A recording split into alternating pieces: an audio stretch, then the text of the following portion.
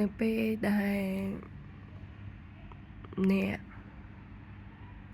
បានឃើញនៅសារមួយនេះ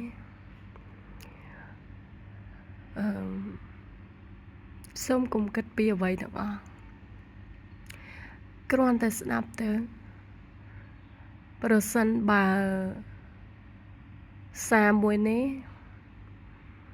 អាចជួយឲ្យអ្នកមានអារម្មណ៍ស្ងប់ស្ងាត់មានអារម្មណ៍ត្រជាក់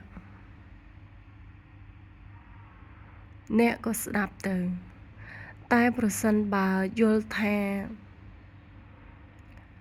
វាជាអ្វីដែលមិនសំខាន់ក៏សូមអស់រំលងវាចោលទៅតែបើអ្នកបន្តស្ដាប់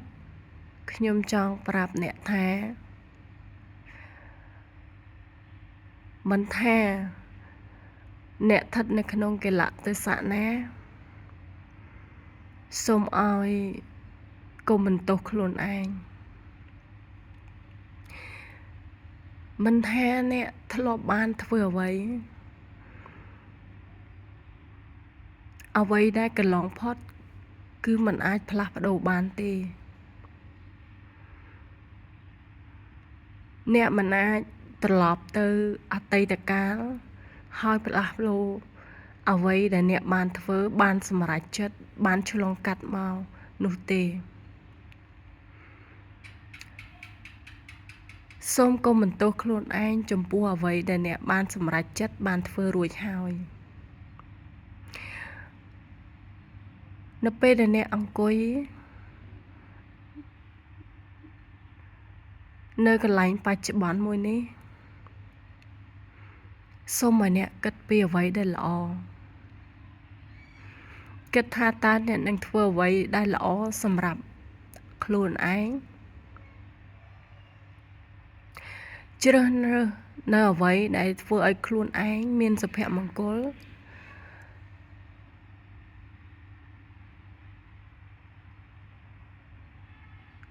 ហើយដែលសំខាន់ខ្ញុំចង់ប្រាប់អ្នកថាមិនថាអ្នកស្ថិតនៅក្នុងកម្រិតមួយណាសូមកុំប្រមាថខ្លួនឯងសូមកុំមើលងាយខ្លួនឯងមិនថាអ្នកដទៃនៅជុំវិញខ្លួនរបស់អ្នកមិនផ្ដល់តម្លៃឲ្យអ្នកមិនស្រឡាញ់អ្នកតែត្រូវចងចាំថាអ្នកមានតម្លៃសម្រាប់ខ្លួនឯងអ្នកត្រូវស្រឡាញ់ខ្លួនឯង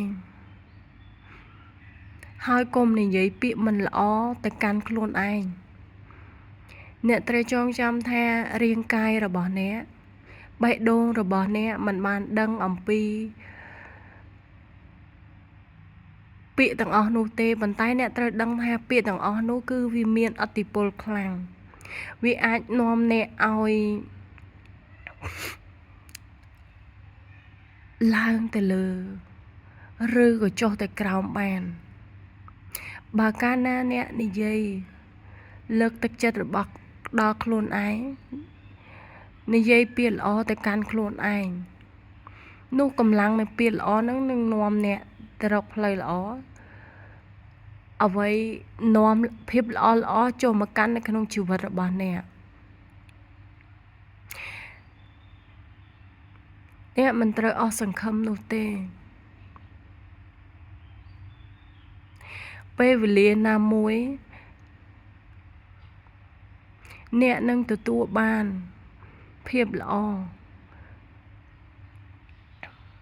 នឹងអ្វីដែលអ្នកចង់បានគ្រាន់តែអ្វីទាំងអស់នោះនៅមិនទាន់មកដល់ហើយនឹងមានពេលវេលារបស់គេដែលសំខាន់អ្នកត្រូវចងចាំ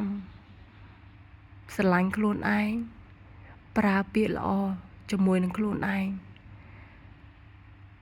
កុំប្រើពាក្យអាក្រក់ដាក់ខ្លួនឯង